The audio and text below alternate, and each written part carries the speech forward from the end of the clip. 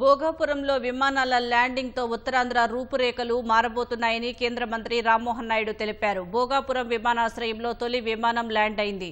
Air India validation flight Delhi నుంచి భోగాపురం వచ్చింది. ఈ విమానంలో కేంద్ర మంత్రి Rammohan, MP Kalisetti Appalanaidu, ATC chairman ఉన్నారు.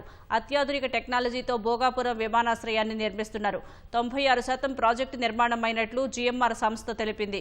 గతంలో ఉత్తరాంధ్రలో ప్రాజెక్టులు మొదలుపెట్టడమే కానీ ఎప్పటికి పూర్తవుతాయో తెలియని పరిస్థితి ఉండేదని రామ్మోహన్ అన్నారు.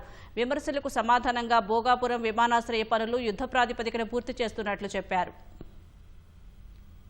ఎయిర్పోర్ట్ అని అంటే ఈ రోజు 2000 ఎకరాల్లో ఉన్నటువంటి ఇన్ఫ్రాస్ట్రక్చర్ కాదు. ఈ యొక్క ఇన్ఫ్రాస్ట్రక్చర్ ద్వారా ఈ విశాఖపట్నం ఎకనామిక్ రీజన్ అంతా కూడా బలపడడానికి ఒక బ్రహ్మాండమైనటువంటి అవకాశం. ఆ ఉద్దేశంతోనే చంద్రబాబు నాయుడు గారి తాలూకు ఆశీస్సులతో, ఆదేశాలతో ఈ 18 నెలల్లో బ్రహ్మాండమైనటువంటి ప్రగతి మన ఉత్తరాంధ్రలో ఈ యొక్క ప్రాజెక్టులో మనం సాధించాం. నరేంద్ర మోదీ గారి చేతుల మీదుగా మరొక 4-5 నెలల్లో ఇక్కడ బ్రహ్మాండమైనటువంటి కార్యక్రమంతో ఇది ఇనాగ్రేట్ చేయాలని ఒక సంకల్పంతో ముందుకెళ్తున్నాం.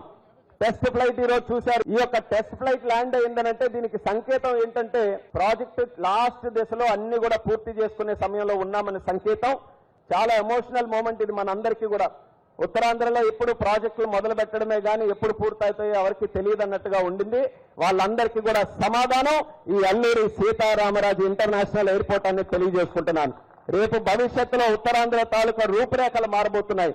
విశాఖపట్నం ఎకనామిక్ రీజన్ తో మనం ముందుకెళ్తున్నాం. మా కేంద్ర మంత్రి రామ్మోహన్ నాయుడు గారి నాయకత్వంలో వాళ్ళ టెస్ట్ ఫ్లైట్ ఇక్కడ ల్యాండ్ అవడం నాకు చాలా ఆనందంగా ఉంది. ఎయిర్పోర్ట్ కనెక్టివిటీ రోడ్స్ అన్ని విశాఖపట్నం నుంచి ప్రధానంగా ట్రాఫిక్ ఉంటుంది కాబట్టి దాన్ని చేయాలి. తప్పకుండా కనెక్టివిటీ విస్తృతంగా చేస్తాము.